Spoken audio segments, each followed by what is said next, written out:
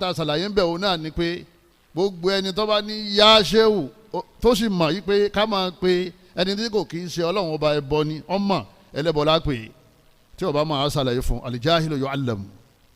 aláìmọ̀kan àmọ́ kọ́ táwa ti wá kọ́ tó mọ̀ tán yí pé yá ṣéwù tó wí ọ̀ọ́dẹ̀lẹ́bọ ó ní wáyé àní ọlọ́run ní wala tad'u ma'a Allahi ahada ọlọ́run ní ẹ má pẹ̀lú mímì ọlọ́run ud'uni astajib lakum èmi ní kẹ́pẹ́ ó ní òun ti gbọ́ àmọ́ táwọn máa pè ní táwọn máa pè ní ẹ àwa declare pé ẹlẹ́bọ ni bọ́bá dẹ̀ kú wàláhì ọlọ́run ní fi ń búra Allahu ní fi ń búra kò ní wà ní Jannah rárá man daha ghayra Allah gbogbo ẹni tó bá pè ní tí kò kì í sọ ọlọ́run ọba àjẹ́ ni oṣó ni Jésù ni ṣéwù ni ìmáàmù ni pásítọ̀ ni èṣù ni ànábì ọlọ́run ni tọ́ba ilé pé kọ́ ràn wọ́n lọ́wọ́ kọ́ gbà wọ́n kọ́ là wọ́n bọ́ba ilé kú lérí ẹ̀ ó kú lérí ẹ bọ́ ẹlẹ́bọ ni ànábì ní aduwahu wal ibada